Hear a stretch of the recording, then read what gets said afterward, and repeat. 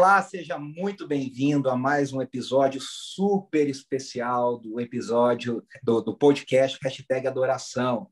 Eu sou Renato Marinoni e hoje eu estou aqui com uma das minhas maiores referências, uma pessoa que me ajudou muito a decidir viver para o ministério, a servir a Deus através das suas canções, através dos seus álbuns, através dos seus livros, que eu li todos, inclusive a sua autobiografia, que eu recomendo, Acenda uma Luz. É um grande privilégio e alegria meu receber Marcos Witt. Marcos, que placer hablar con usted sobre su vida, su ministerio. Hoy nos vamos a hablar sobre Venció, el disco Venció principalmente, que considero uno de los más grandes de la música cristiana contemporánea latina del mundo, pero hablaremos sobre su vida, sobre su ministerio. Un gran placer hablar contigo. Sea muy bienvenido. Muito obrigado, um prazer saudar a vocês. Deus abençoe. Tu português é melhor que mi espanhol. Meu português não muito bom, mas falo com muito entusiasmo. Muy bueno. Yo quiero empezar hablando sobre su vida y sobre su testimonio. Como un norteamericano se convirtió en lo nombre más importante, más grande de la música cristiana latina. Compártelo con nosotros, por favor. Bueno, no me considero norteamericano, aunque nací en Estados Unidos. Lo que sucede es que mis papás me llevaron a México cuando yo tenía solo un mes de nacido. Entonces crecí en la ciudad de Durango, una ciudad en el norte de México. Toda mi vida viví ahí hasta mis 38 años, que mi esposa y mis hijos nos mudamos a la ciudad de Houston, en los Estados Unidos. Y entonces toda mi vida he sido mexicano de corazón, aunque mi acta de nacimiento dice que soy estadounidense. Muy bueno. Hoy, como yo adito, vamos a hablar sobre principalmente lo proyecto Venció, pero en los años 90, usted ha grabado Poderoso en 93, Alabable en 94 y Venció en 96. Todos esos proyectos fueron grabados en lo Congreso Adoradores. Muchas personas de toda Latinoamérica veniendo a México. Yo quiero saber o que se pasaba. ¿Por qué toda la gente estaba viendo como puedo decir, toda la atmósfera de adoración en estos proyectos? Compártalo conozco un poquito sobre eso. Bueno, fue un mover de Dios que catalizó una ola de adoración que sigue hasta la fecha de hoy. Supongo que la razón que muchas personas venían a los congresos es porque fue primera vez en México y América Latina donde se presentaba algo a tan grande escala, a una escala de excelencia, una escala de un auditorio muy grande, excelencia en los arreglos musicales, las canciones mismas, la iluminación, el escenario, la escenografía.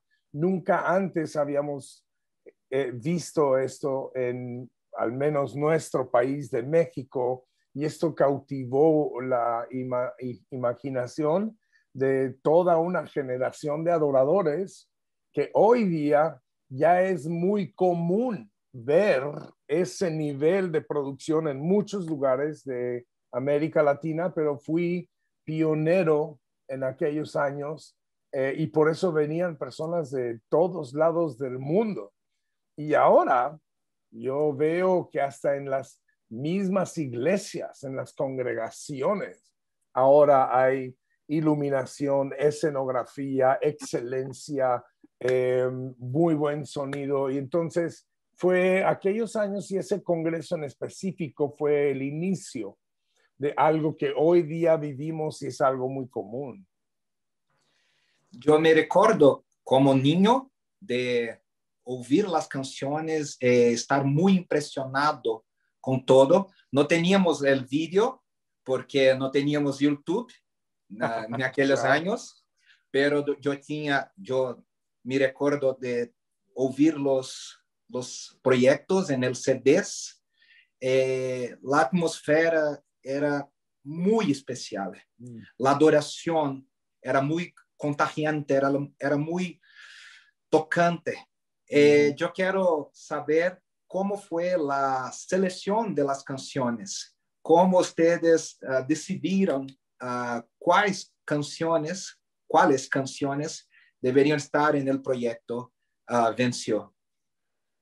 Muy buena pregunta. Éramos un grupo de jóvenes. ¿Recuerdas si Venció se grabó, me dijiste que en el 94? 96. 96. Quiere decir que yo solo tenía 34 años y el primer congreso que yo organicé fue en el 89, que quiere decir que yo tenía 27 años. Muy joven. Muy joven, y estábamos muy inquietos porque en nuestras iglesias había una música muy aburrida. ¿Conoces la palabra aburrida? Sí, sí. Y entonces todos los jóvenes de la iglesia estaban desenchufados, no interesados, aburridos. Buscando algo nuevo. Oyéndose o saliéndose de las iglesias, se iban. Y mi deseo era ver que los jóvenes que siempre se sentaban en la parte de atrás del auditorio se vinieran a la parte de al frente del auditorio para celebrar, para regocijar, para gozar. Y por eso es que empezamos a utilizar sintetizadores, guitarras eléctricas, arreglos. Mi visión nunca fue crear una revolución musical. Mi visión fue invitar a las personas de mi edad a alabar a Dios con entusiasmo. Eso fue todo. Y ahora que veo todo lo que Dios hizo, me doy cuenta que esa fue la visión que Dios tuvo. Y entonces, ¿cómo escogíamos las canciones? Era simplemente el resultado de nuestros tiempos de adoración. Nosotros, siendo adoradores, componíamos estas canciones. Nunca compusimos las canciones pensando en que esta es una buena canción para el disco. Nunca pensamos en el disco. Siempre pensamos en la presencia de Dios, en que las personas fueran abrazadas por el Espíritu Santo, en que las personas pudieran tener una experiencia en la presencia de Dios. Cuando los discos empezaron a ser grabados, nos dimos cuenta que era una manera que nosotros podíamos compartir esas experiencias con muchas más personas que no pudieron estar con nosotros en el auditorio. Y por eso empezamos a grabar los discos. Los discos nunca fueron el fin. Muy interesante. Los discos fueron el resultado de un modelo. Y para ustedes, eso que estás hablando hace toda la diferencia. Completamente, porque ahora veo personas tratando de hacer un disco que suene a no sé quién o que imite a otro. cuando realmente es al revés. Tienes que encontrar tu propio sonido, tienes que encontrar tu propia voz, tienes que encontrar tu propia expresión y Dios sopla sobre eso. Y si es que es algo que otros quieren escuchar, el disco entonces es el resultado de eso, no al revés. En los años 90 teníamos a Ron Knoll, teníamos a Hillsong, teníamos Don Moen, pero me parece que usted ha ayudado a Latinoamérica a encontrar su propia voz, a encontrar su propia manera de adorar a Dios. ¿Estoy correcto? Es exactamente correcto. Yo empecé a decir por todos lados, decir, Dios canta en español también. Un poquito en portugués también. También. Por favor. Pero yo no estaba en Brasil. Entonces yo decía, Dios canta brincando en español. Y las primeras veces que yo dije eso, algunos de mis amigos se burlaron, se rieron de mí. ¿Para qué quieres que cantemos canciones escritas en español si tenemos buena música de Ron Kenoly, Don Moen, de Integrity Music, de Hillsong? Y yo decía, no, esa música es buena y también Dios usa esa música, pero aparte de esa música, Dios también canta en español. Entonces yo empecé a invitar a los compositores a que me escribieran, los invitábamos a retiros, empezábamos a escuchar sus canciones y de repente empieza a surgir una cantidad de compositores, porque hay una cosa que nunca debemos olvidar. Cuando Dios se mueve, siempre que hay un mover del Espíritu Santo, Él sopla canciones, poesía, amén, creatividad, ideas frescas, ideas nuevas, levanta voces frescas, voces nuevas. Y yo sabía que el Espíritu Santo estaba soplando sobre México y tenía que haber canciones que estuvieran representando ese soplo de Dios. Y eso fue lo que pasó. Empezamos a pedir a los compositores si nos daban permiso de grabar sus canciones. Y al rato sus canciones estaban siendo cantadas en todo el continente. De nuevo, Renato, no estábamos buscando empezar un movimiento de música cristiana. Estábamos buscando cómo Dios podía expresarse a nuestra generación a través de la música. Wow. Lo curioso es que usted ha grabado un disco con Integrity Music haciendo la música latina. Te exaltamos. Un gran disco, un gran proyecto. Gracias. Amo.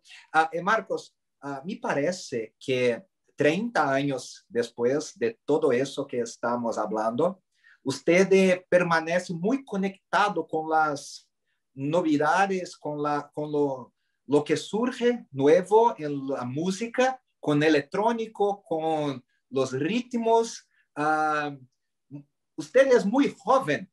Gracias. En su sonido es muy joven, es muy fresco. Gracias. Para usted eso es algo importante, estar siempre se renovando. Yo soy muy inquieto y muy curioso. Quiero saber lo que está pasando en todos lados. Quiero saber quiénes son los que Dios está usando para cantar. Quiero saber quiénes están componiendo. Quiero conocer los nuevos sonidos. Quiero poder tratar de entender qué es lo que está diciendo esta generación. Soy muy, muy inquieto. Entonces, constantemente estoy escuchando todo lo que puedo escuchar. Estoy escuchando Aún escucho algunas cosas que no me gustan escuchar, pero que las escucho porque quiero saber cuál es el sonido y la expresión de esta generación, porque una cosa muy importante es recordar que cada generación tiene que encontrar su propia voz, su propia expresión. Y entonces yo me siento muy honrado que tú me digas que soy joven, porque Es verdad.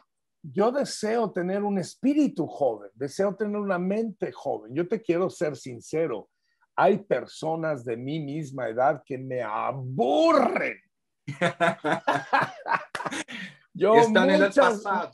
mucho más prefiero tener una conversación con alguien joven que con alguien de mi edad, porque la gente de mi edad está hablando que le duele la rodilla, le duele la espalda, le duele el riñón. Yo no quiero saber esas cosas. Quiero saber lo que está pensando esta generación. Y entonces, por eso soy muy inquieto y por eso siempre estoy renovando mis oídos. Me parece que usted es muy bien sucedido con eso, porque su sonido, sus canciones, sus nuevas canciones son muy, muy frescas, muy especiales. Yo he oído todas ellas. Me gustan mucho. Obrigado. Muchas de sus canciones, muchas, son cantadas, são canções gravadas e cantadas em Brasil por Ademar de Campos, Ronaldo Bezerra, Paulo Rogério e tantos outros. Eu quero perguntar-te qual é... usted ha gravado, venceu em português? Venceu. Yes. Deus de pactos. Usted ha gravado Deus é Bom? Todo Deus é bom em português. Você e eu. Você e eu, Ademar, ha gravado muitos anos atrás em português. Todo o projeto. E minha pergunta é: qual é sua relação com a igreja brasileira, com o Brasil? Qual é sua conexão com nós? Bueno, por muchos años me invitaron a Brasil, participé en varios festivales, participé un año en una marcha para Jesús, tuve y tengo mucho respeto y mucho cariño para los salmistas brasileños. Hay muchos de ellos, entonces no voy a empezar a nombrar porque seguramente se me va a olvidar uno. Hay un gran respeto hacia sus ministerios y lo que Dios está haciendo en su nación. Y una de las cosas que siempre me sorprendía cada vez que yo iba, bueno, habían dos cosas. Uno era el nivel musical de Brasil, del Brasil cristiano. El nivel musical de Brasil secular lo hemos conocido por muchos años, muy alto nivel. Pero el nivel musical dentro de la iglesia, sorprendente. Grandes músicos, buenos músicos, muy profesionales, un sonido muy excelente. Y dos, la cantidad de música, la cantidad de músicos, la cantidad de salmistas, artistas cristianos. Es sorprendente. Hay tanta música tan extraordinaria en Brasil. Y entonces me sentí y me siento muy afortunado de tener muchas muy buenas amistades, especialmente con los salmistas, y glorifico a Dios. Hay un tremendo mover de Dios en la música en Brasil y es hermoso verlo, y lo aplaudo y bendigo al Señor por ello. Muy bueno. Para terminarmos, para usted, ¿cuál es el legado más grande de Venció en todos aquellos años? Poderoso, alabado, Venció. Para mí, como ha dicho, le ha dicho, venció es la culminación de todos aquellos años muy especiales. 25 años después, ¿cuál es el legado más grande para usted? Bueno, honestamente, mi deseo es ser recordado como una persona que abrió puertas para otros. Eso es lo que yo quiero. Quiero ser recordado como alguien que impulsó a otros, músicos, cantantes, compositores, directores de alabanza. No, si recuerdan mis canciones o no, gloria a Dios, porque todo eso lo hice para Él. Pero ojalá cuando me recuerden, se acuerden que fui una persona que pavimenté camino para otros, abrí puertas para otros, preparé el escenario para otros. Eso es lo que yo quisiera dejar como mi legado. Yo, más que mis canciones, digo, mis canciones solitas van a quedar como memorias grandes en los corazones de millones de personas. Pero mi persona desea ser recordada como alguien que aplaudió a otros, bendijo a otros, elevó a otros, impulsó a otros. Eso es lo que yo quisiera hacer. Yo puedo decir por él mismo, su legado y su influencia en mi vida es muy grandiosa. Yo quiero agradecerte. Gracias. Usted no puede imaginar cuánto me has abençoado con sus canciones, sus libros. Cuando me decidí vivir para enseñar adoración para otros salmistas, pastores y otros, usted fue una gran influencia por todos esos años. Muchas gracias. Me siento muy honrado. Marcos, deseo todas las bendiciones de Dios sobre su vida. Muchas gracias. Igualmente a ti, muchas gracias y gracias por la oportunidad de compartir este momento contigo. Si me permites, voy a orar por ti. Padre, bendigo a mi amigo Renato, que tú lo sigas usando, que le sigas dando influencia, que le abras caminos, que le abras puertas en el nombre de Jesús. Amén. Amén. Muchas gracias. Deus te abençoe. Deus le bendiga. Bye, bye. Tchau. Tchau, tchau. Olá, seja muito bem-vindo a um episódio do Hashtag Adoração muito especial, onde nós vamos dar continuidade à conversa que eu tive o privilégio de ter com o Marcos Witt, o maior líder de louvor da América Latina, de fala hispana. E hoje eu estou tendo a alegria de receber dois queridos amigos que tiveram muito contato com o Marcos Witt. O Marcos Witt teve muita influência na vida de ambos, e nós vamos falar um pouquinho sobre o legado, sobre o ministério e sobre as experiências deles perto, convivendo e caminhando e aprendendo com o Marcos Witt. Eu tenho a alegria de receber o meu querido amigo de tantos anos, sou padrinho de casamento dele, eu era uma criança, mas sou padrinho de casamento dele, meu querido amigo Nelson Juncker. Nelson, seja muito bem-vindo, obrigado pela presença.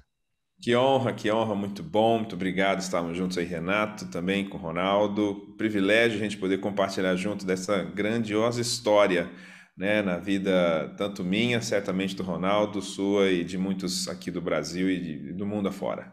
É isso aí, o Nelsinho é compositor, músico, líder de louvor, professor, foi diretor de uma unidade do Instituto Canção aqui no Brasil e tem lidado com adoração há 20 e poucos anos, então certamente uma jornada muito inspiradora e muito, muito bacana. E, como o Nelsinho disse, a alegria de receber o querido Ronaldo Bezerra, líder de louvor, compositor, uma pessoa, pastor, hoje à frente da Comunidade da Graça, aqui em São Paulo, e creio que em todo o Brasil, onde a comuna também tem as congregações. Ronaldo, que alegria, que privilégio ter você aqui nessa conversa.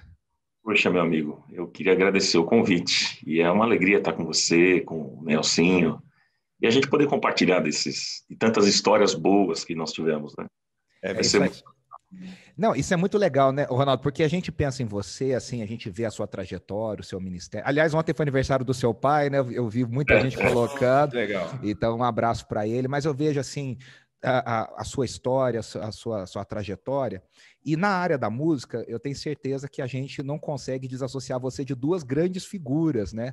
A primeira figura, talvez a sua primeira referência, o Adhemar de Campos, que era o ministro de louvor da igreja que o seu pai começou, o Adhemar começou junto, o Antunes junto, e em seguida o Marcos Witt, né? Então, quer dizer, assim, são duas figuras muito importantes na sua trajetória e na sua jornada e formaram quem você é como ministro, como pastor, como líder de louvor, né? Eu costumo dizer que são esses três, né? Três pessoas que me influenciaram muito.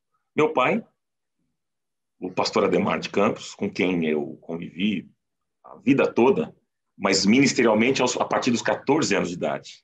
Aos 14 começo a ministrar junto com o Adhemar, eu era baixista, né?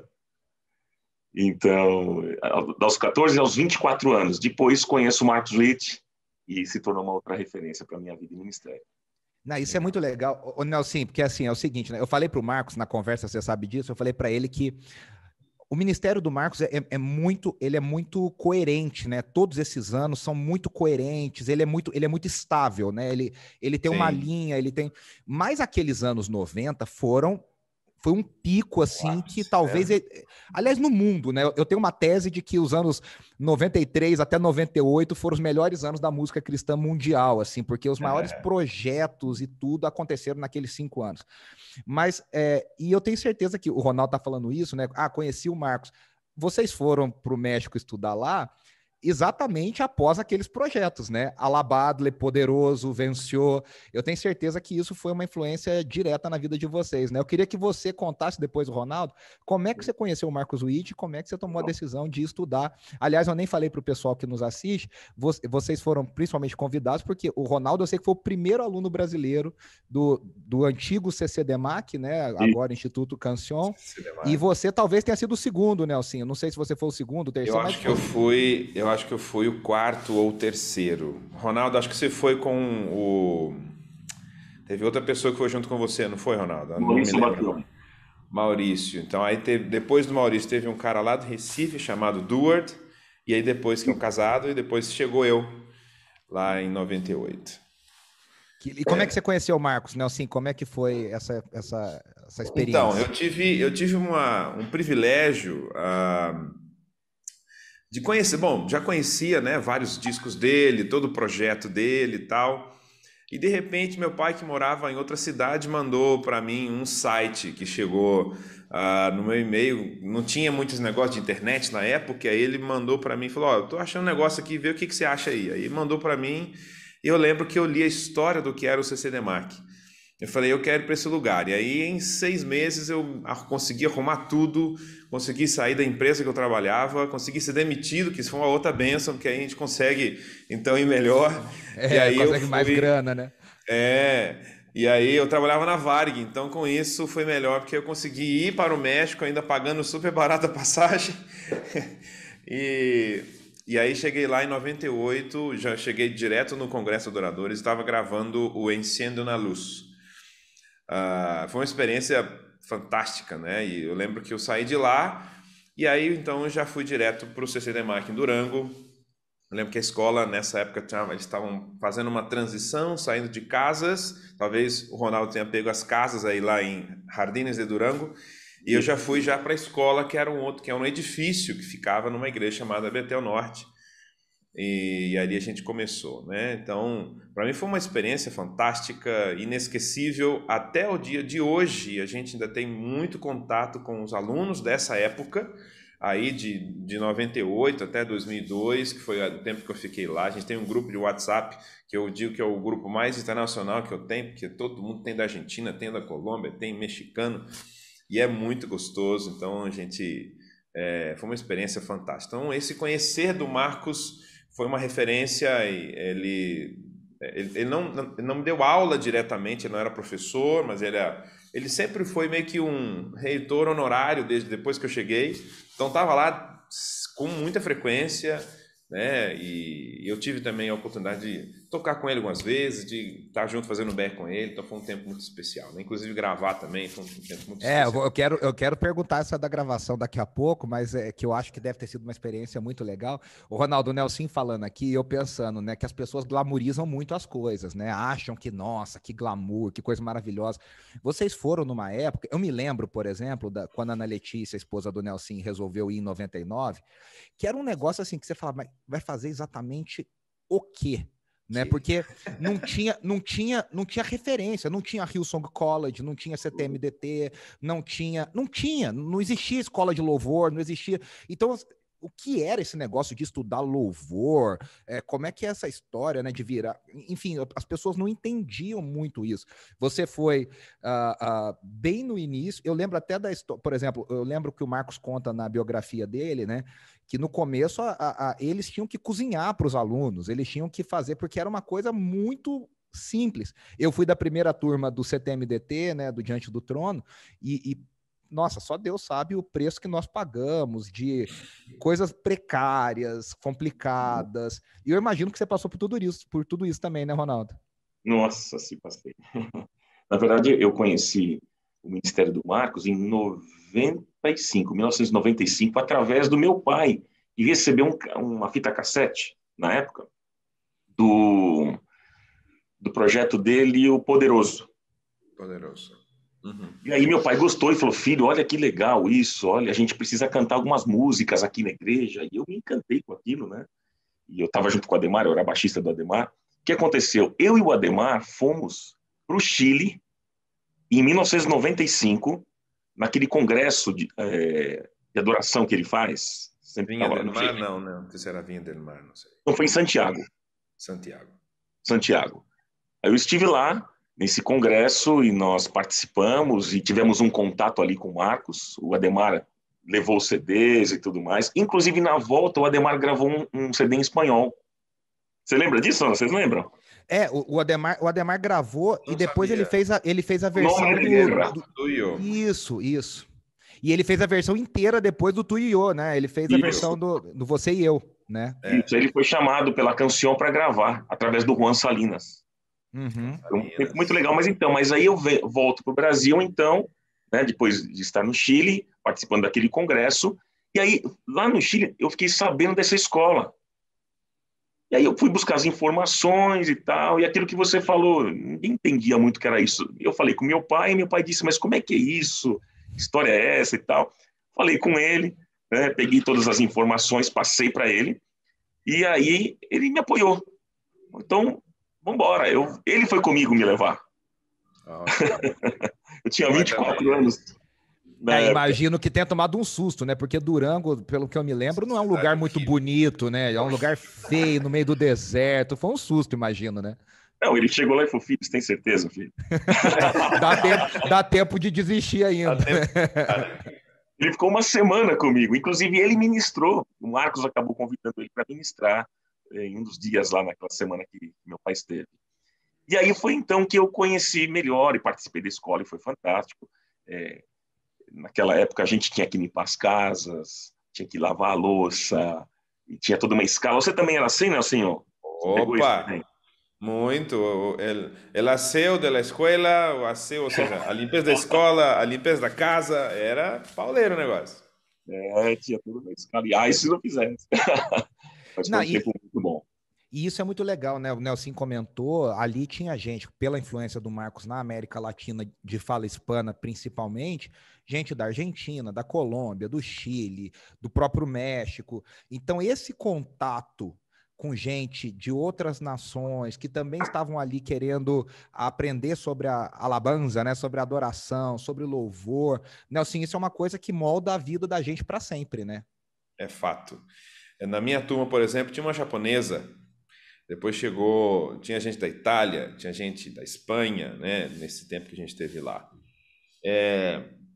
Eu acho que a influência que ele conseguiu trazer com relação a isso foi algo tão impressionante, porque nesses momentos que a gente tinha lá, eu acho que na época do Ronaldo, talvez a escola devia ter uns 50, 60 alunos, não sei, era mais ou menos isso, Ronaldo? Isso. Por aí, né? Quando eu cheguei, a minha turma já foi uma turma grande. nós tínhamos aí por volta de uns 130, 150 alunos. Então, nessa experiência que nós tivemos, inclusive de diversas questões, não somente na área de louvor e adoração, mas também em missões. Eu lembro de tantas conferências de missões que a gente teve, tantas marcas de pessoas que passaram por lá e foram deixando um legado impressionante. Nesse lugar que a gente tinha as nossas devocionais, tinha uma parede lá, e nessa parede toda pessoa que ia ministrar lá deixava uma marca. Eles faziam a cerimônia, entre aspas, de pegar a mão e deixar a mão na parede, deixar um recado. Então, eu lembro de várias mãos que deixaram marcas impressionantes. Tanto é que desse grupo da minha geração, ou dessa época, né, que nós estávamos lá, eu me arrisco a dizer que possivelmente uns 80% hoje são líderes no mundo inteiro.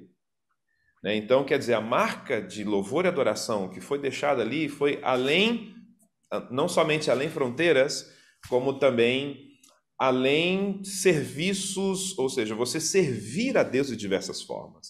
Né? Então, foi uma marca, eu e minha esposa, a gente tem um grande carinho, de uma maneira fantástica, aquilo que foi feito. Porque não foi somente louvor e adoração, foi fabuloso. A vida inteira que foi transformada. Né? Não, e pastores, missionários e gente que não só na área de adoração, que estão, né, como a gente está falando, vocês dois são ótimos exemplos, ótimos frutos da escola. Ô, Ronaldo, e é legal, né, porque eu sempre lembro o Marcos contando do início da escola, que foi a irmã dele que teve o primeiro insight, e a Lorena, acho, e aí ele estava num culto um dia, se eu não me engano, se não me falha a memória, ele estava num culto um dia, e ele foi beber água, e uma irmã chegou para ele e falou assim, olha, é bom você fazer o que Deus te mandou fazer, porque se você não fizer, ele vai passar esse projeto para outro, né? E ele estava muito reticente, e aí quando a gente conhece o Marcos, a gente ouve, a gente percebe que, na verdade, não é que ele era desobediente, é que ele é muito simples, e de repente ele pensava assim, eu não tenho o que talvez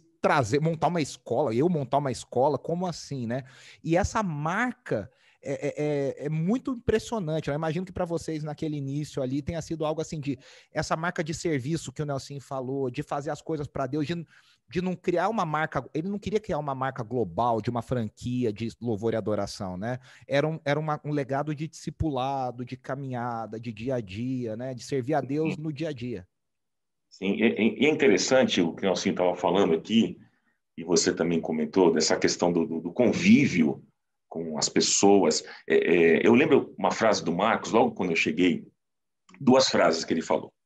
Ele falou assim, olha, você que está chegando aqui, você pode ser o ministro de música mais conhecido no seu país. Não sei se ele falou isso também para você, Nelson, mas ele dizia assim, você pode ser mais conhecido, mas aqui você é igual a todos. E você não é o maior.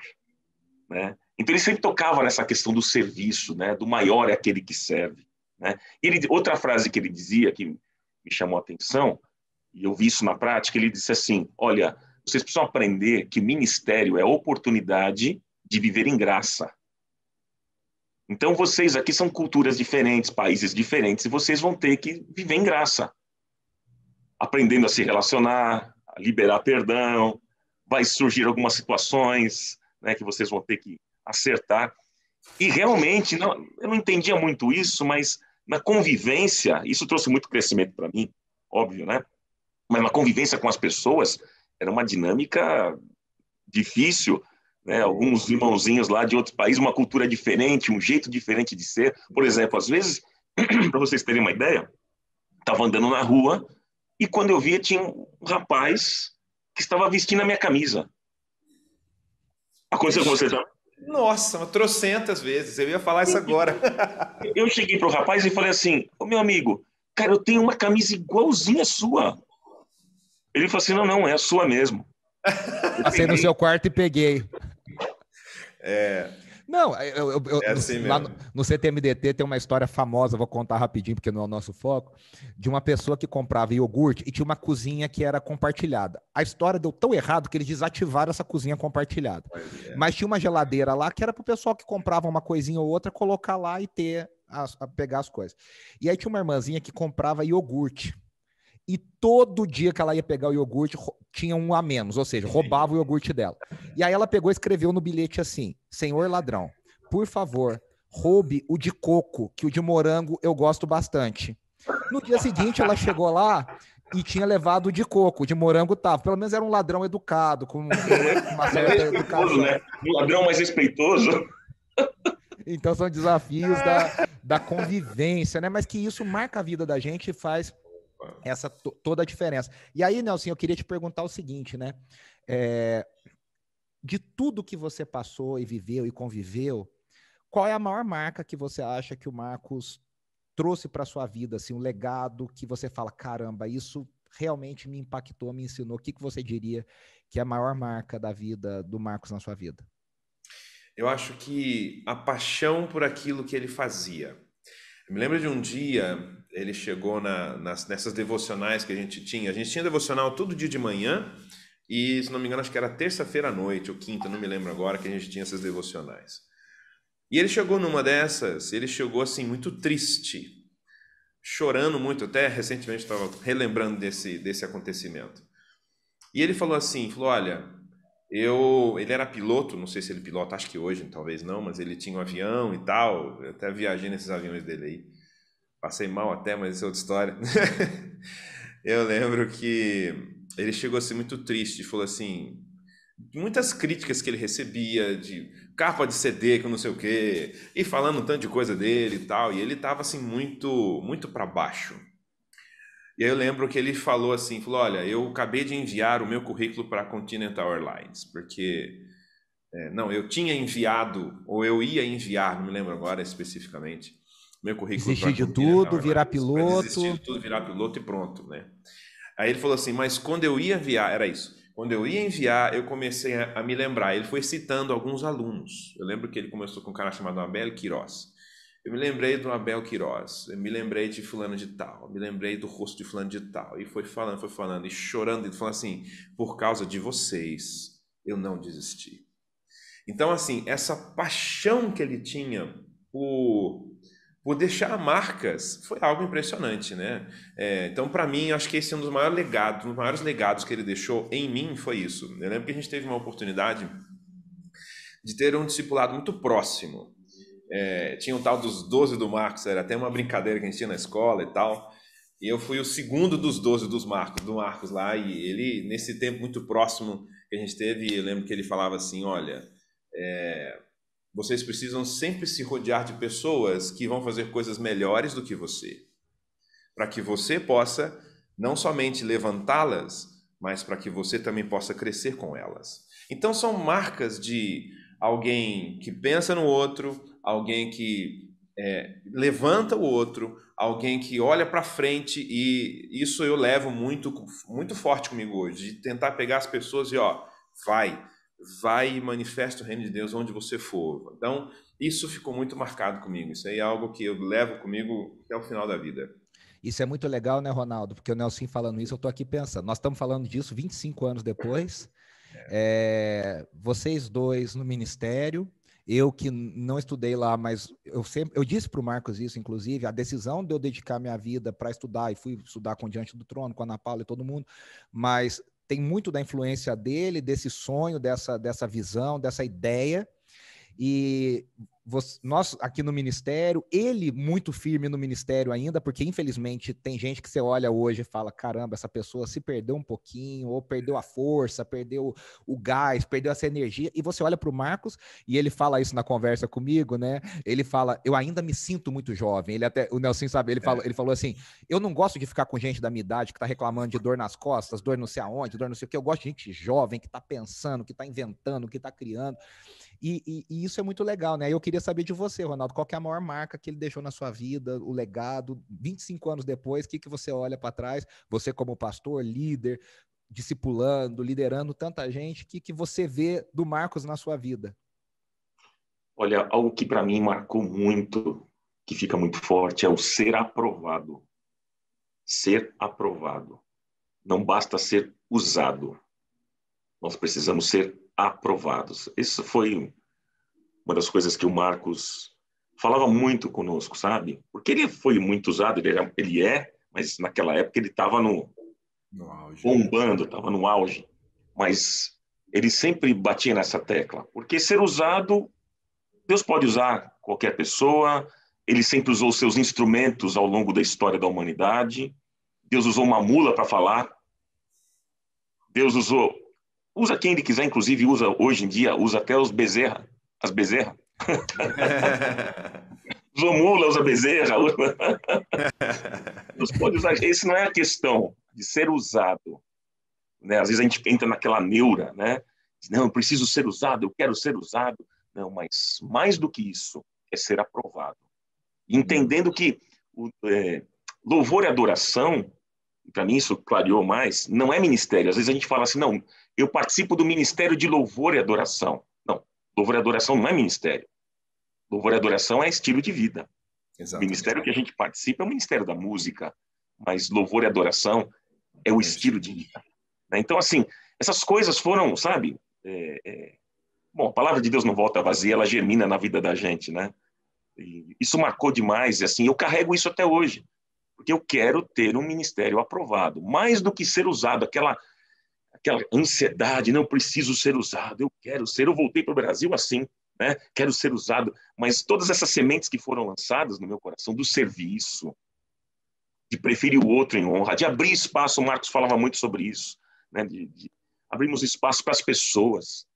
E ele fez muito isso ao longo do ministério dele, né? Quantas pessoas ele lançou, né? Eu me lembro aqui, assim, do próprio Juan Salinas, do Danilo Monteiro, do Alex Campos, de tanta gente, da própria Marcela Gândara, de tanta gente que ao longo desses anos ele vem impulsionando, né? Ele vem lançando, né, Nelson? Isso é muito legal, né? Ser generoso, né? Você olhar e falar, nossa, olha que cara generoso, que coisa bonita, né? De você ver que você pode impulsionar outras pessoas, né? Isso é uma grande lição. E aí, Nelson, eu queria saber de você o seguinte, né? Você falou da gravação, vocês gravaram juntos lá, o projeto Venceu, que ele gravou. Depois ele grava o Deus é Bom também, né? O Josas Bueno. Mas o primeiro Venceu e você participa. Como é que foi esse processo? Como é que foi esse momento lá? Imagino que tenha sido muito legal.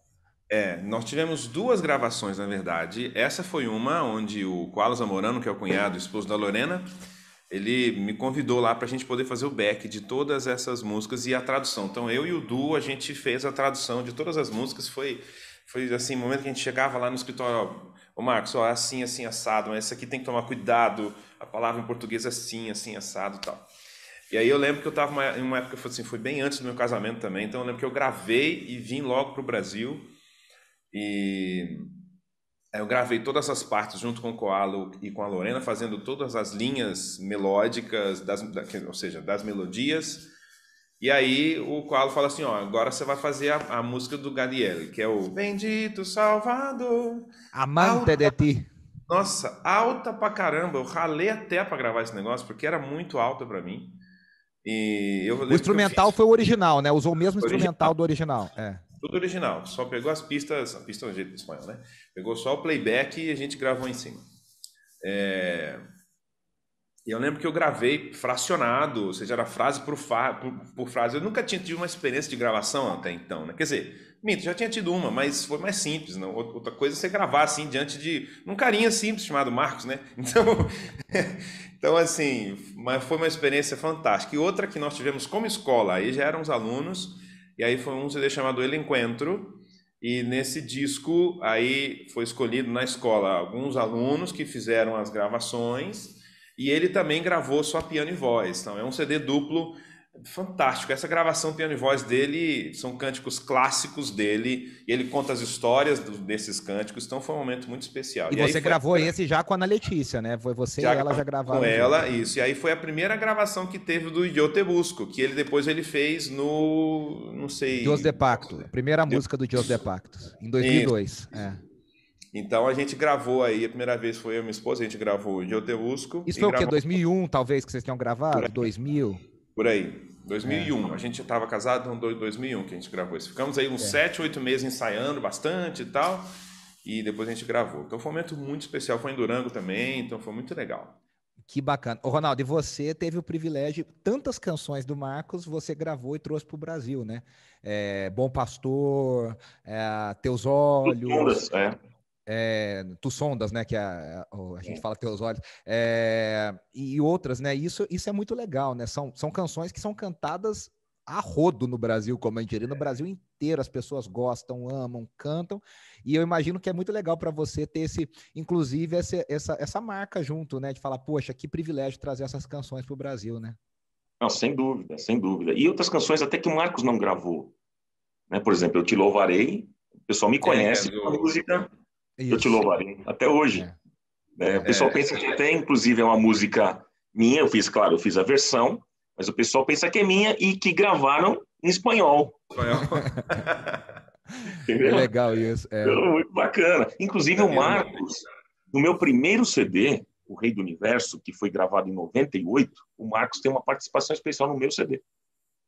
Ele gravou. Eu lembro do CD, mas eu não lembrava disso. Depois, dá uma escutadinha lá, a música Quero Te Louvar, é uma música minha, né? Minha autoria, ele participa. Olha que legal. Muito bacana. Muito bacana. E aí, para a gente terminar esse papo assim, porque o tempo vai passando, eu queria que vocês contassem alguma história, e a gente não combinou, muito curiosa, algo que marcou vocês pessoalmente.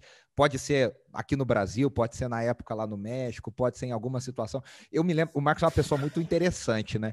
Eu me lembro uma vez que ele veio pro Cancion aqui em São Paulo. Eu não morava em São Paulo, eu morava em Belo Horizonte, vim para participar. E aí ele veio para dar uma palestra e tal, e aí ele estava falando, foi lá na IBEC, na Igreja Bíblica Evangélica da Comunhão, a igreja do pastor falecido Russell Shedd e tantos outros queridos. E aí o pessoal falou assim, canta, canta. E aí ele pegou, falou bem sério, falou assim, hoje eu não vim aqui cantar, eu vim aqui trazer uma palavra, e eu estou trazendo a palavra. E ele foi embora sem cantar. Ele não cantou nenhuma música. Ele só pregou. Aí eu fiquei assim, rapaz. Na Renascença, o pessoal começou a pedir para ele cantar uma música. Aí ele disse assim: eu não vim aqui cantar o que vocês querem. Eu vim cantar aquilo que Deus quer que eu cante. Ele mandou essa. Canta aquela conhecida, aquela outra, canta. Ele, não vim cantar o que vocês querem. Coragem. Então eu queria saber de vocês que viveram muito mais tempo, conviveram, qual história assim engraçada, lendária, folclórica vocês têm assim dessa figura incrível que é o Marcos Witt. Pode ir, Ronaldo, primeiro, vai você primeiro. Do Marcos, eu acho muito engraçado. Eu toquei com ele lá. Ele precisava de um baixista, se não me engano. Foi um casamento que teve. Quem tocava com ele era o Manuel Espinosa. Né? Sim.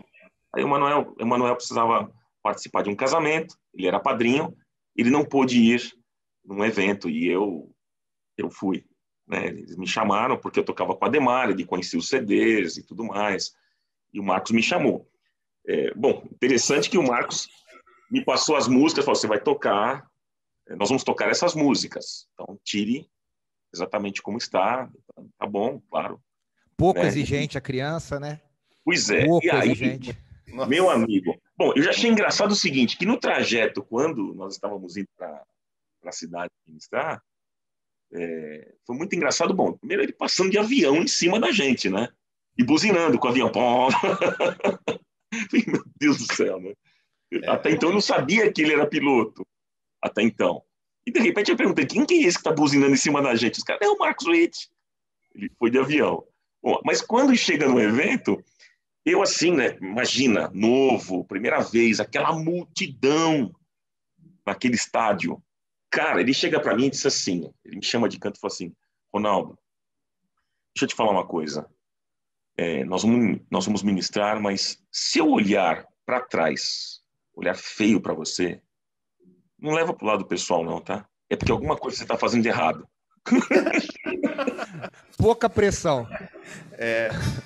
Rapaz. E aí, meu amigo, na hora de tocar, você imagina a minha pressão. Eu tava com medo. Toda vez que ele olhava um pouquinho de lado, eu falei, meu Deus, vai ser para mim.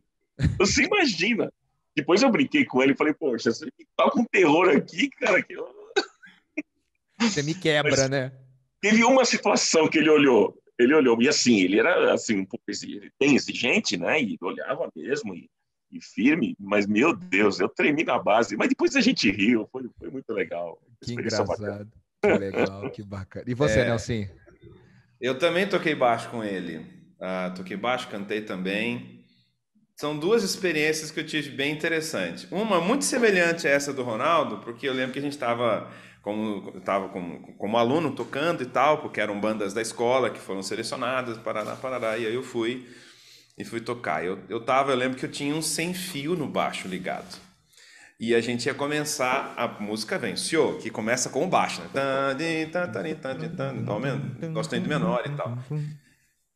Aí eu lembro que eu fui começar e falhou sem fio. Sei lá se acabou a bateria, não sei o que foi. Eu sei que ele fez exatamente... Você falou e lembrei da cara, porque ele olhou pra mim com essa cara feia. Tipo, vamos? E eu falei assim, não tá indo. Aí eu comecei a gritar, troca o cabo! Desesperado, troca o cabo! Porque falhou tudo. Então essa foi uma vez que eu ralei. E dentro dessa vez também, tive então uma viagem de avião. E ele falou assim, olha, ele tinha um monomotor, né? Ele teve um monomotor, depois um bimotor. Aí nesse monomotor ele falou assim, mexe um pouquinho, tá? Mas fiquem tranquilos, não tem nada demais, tá? É só mexer um pouquinho. E eu lembro que eu fui na última poltrona lá atrás, eu e mais um cara. E de repente começa esse aviãozinho de brinquedo e mexe pra cima, mexe pra lá, e vai pro outro, e vai pra cima. E eu lá me segurando. 40 minutos de voo. De repente, eu mandei ver. Mas foram 4 vezes que o Raul chegou. Quando pousou, ele olhou para mim e falou assim, o que foi? Eu falei, você que fica voando com esse negócio, você não para o avião. Eu falei, mas não posso fazer nada. Assim, não, mas tá louco. Eu lembro que depois chegando, fomos comer um frango. Eu falei, não, que frango? Eu não quero nada, não, pelo amor de Deus. Se fosse eu, desesperado, na hora da turbulência, pensava, é o Marcos Witt que tá pilotando, Deus não vai matar ele, Deus não vai matar ele, Deus não vai matar ele. Desesperado, né? Aí foi nessa vez. Aí na segunda vez, nós viajamos então de não sei de onde para onde lá. Eu lembro que tava eu e tava o Tico Ortiz, que era um dos que cuidavam da agenda dele e tal, né, o colombiano.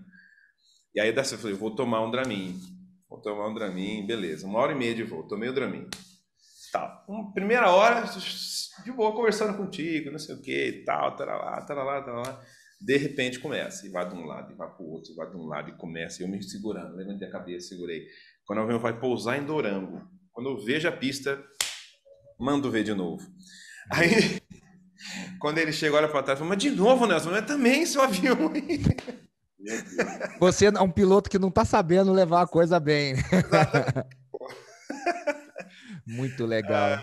Legal. Muito bacana. Isso é muito especial e eu queria fazer, eu pedi para a gente fazer esse bate-papo por isso, para agradecer a Deus. Eu acho que é importante as pessoas saberem, conhecerem e a gente honrar o legado dessas pessoas que Deus usou e tem usado na nossa vida e para abençoar tantas pessoas, ver a pessoa por trás de todo uma imagem, uma ideia. E eu acho que foi um papo bem legal para a gente poder conhecer e honrar a vida do Marcos, que se Deus quiser, ainda vai ficar muitos anos nos abençoando. E eu queria agradecer vocês. Ronaldo, aproveitando, fala para o pessoal como é que o pessoal pode acompanhar o seu trabalho, as suas redes sociais, como é que todo mundo pode te seguir, se ainda não segue. Legal. Bom, sou pastor da comunidade da Graça Sede hoje, que fica em São Paulo, Vila Carrão, Rua Eponina 390. O dia que, inclusive, vocês puderem estar, apareçam lá. Meu grande amigo Guga Xavier está sempre com você lá, liderando o louvor e tudo. Um privilégio. Sim, muito legal. Muito bom. E sua rede pessoal? Isso. Então, meu Instagram é o Ronaldo Bezerra _. Estou no Facebook também, Ronaldo Bezerra Oficial. E no YouTube é o Ronaldo Bezerra. Então, simples. Só procurar Ronaldo Bezerra. E eu vi que vai sair um projeto novo, né? Eu estou gravando Na verdade, saiu agora. Já saiu, né? Saiu um EP, voz e violão. Que legal. São 3 músicas de minha autoria. Eu vi que o Nando que produziu, né? O Nando Padua. O Nando Padua. Excelente músico, excelente. Vocês conhecem ele ou não? Conheço do Tris, do trio Tris. Ele, o Alan e o Thiago Viana. Baita música. Inclusive, assim, depois dá uma escutada lá, voz e violão, parte 2, porque na verdade eu fiz 2 partes, né? Eu gravei 3 canções o ano passado e agora mais 3, aí eu fiz parte 2, voz e violão parte 2, e foi ele que fez os violões, excelente, maravilhoso. Que legal, muito bom. Atenção. Então tá em todas as plataformas, você que nos assiste pode ouvir e também acompanhar esse trabalho novo do Ronaldo. Nelsinho, e as suas redes do Instituto Vida, fala para o pessoal como é que pode conhecer também os cursos que vocês têm feito e tudo mais. Nós temos aqui uma escola chamada Vida Instituto de Adoração, onde a gente trabalha então na capacitação de músicos, tanto na parte musical mesmo, como na parte espiritual. A gente tem feito esses cursos online, né? Um curso chamado Ministrando com Excelência, onde a gente trabalha especificamente como é que a gente ministra o louvor, pontos importantes e vários assuntos aí interessantes. Temos algumas turmas aí que estão acontecendo online, mais fácil, né? Hoje em dia. E também tem o meu Instagram, Nel Juncker, e também Face também estou como Nelson Juncker. Né? Eu tenho um canal no YouTube, mas eu não uso tanto, não uso muito mais Instagram e Facebook. E o Vida, que é o Vida Instituto PC, que é o que está no Instagram. Né? Então a gente tem trabalhado isso aí já na minha área de ensino já há muitos anos, focando nesse lado aí ministerial, não somente na área de louvor e adoração, mas também na edificação de igrejas. Né? Então é isso que a gente tem feito aqui. Que Deus abençoe vocês, o ministério de vocês, e continue levando vocês muito mais além, como diria a canção, do que a gente pode imaginar. Que Deus abençoe, brigadão, você que nos assiste, fique ligado, porque em breve virão mais conversas sobre esse ranking, esses álbuns marcantes na nossa história, na história da música cristã no mundo, e a gente volta em breve. Um grande abraço e até a próxima.